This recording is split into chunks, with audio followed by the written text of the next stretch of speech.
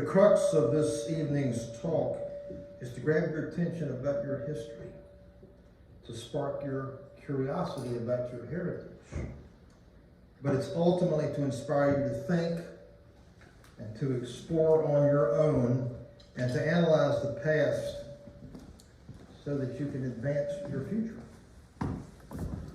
But consider Warren Sussman in his book, who reminds us in his book, Culture as History, quote, "History, I am convinced, is not just something to be left to the historians." So why are you here tonight? Why did you decide to attend this particular talk? I'm glad that you did. And I hope I don't come across as trying to provoke you. Yet if it seems that way, just hang in there and know that I'm just trying to spur your curiosity a bit more, all through a little bit of introspection. I promise you I will save this talk at the very end. Author and historian Bernard DeVoto gives us fair warning about all this, and he was the one that wrote that book, The Year of Decision, 1846. Quote, "The Civil War is the crux of our history. You cannot understand any part of our past from the convening of the Constitution Convention down to this morning without eventually arriving at that war." And you all know this, though. Every generation turns to and tends to interpret the history in light of its own experiences. We see that today.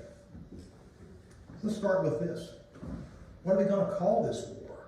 The Civil War? It was hardly civil. The war between the states. If you abbreviate that, it's WBTS, which sounds like a radio station over in Harrisonburg, Virginia.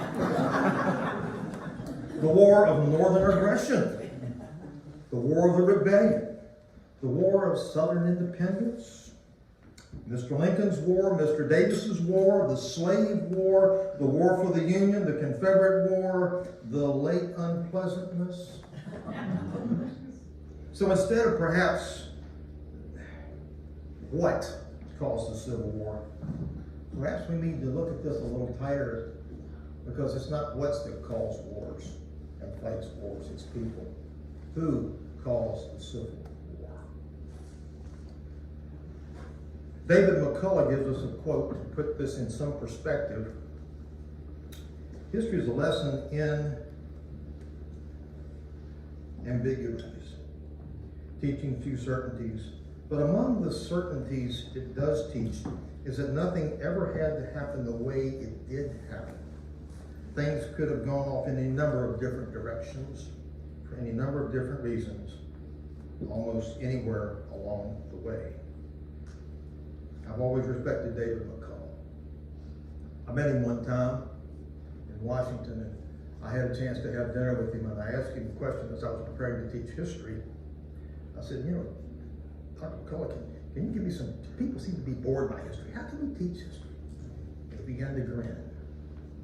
As I went on, because I was getting ready to take a job at a community college in Maryland, and he looked at me, and he said, "Well, Greg, the answer is pretty simple, it's just 2 words. And at this point, I was in the palm of his hand. Tell stories. And he comes home, raises a family of 6 kids, and all of those kids learn the story of their father.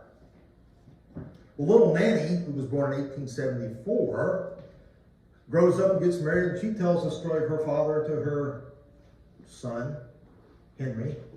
And Henry thinks this is fascinating. And Henry grows up and gets married and has 4 kids, and he tells the story, particularly to his oldest daughter, little Betty.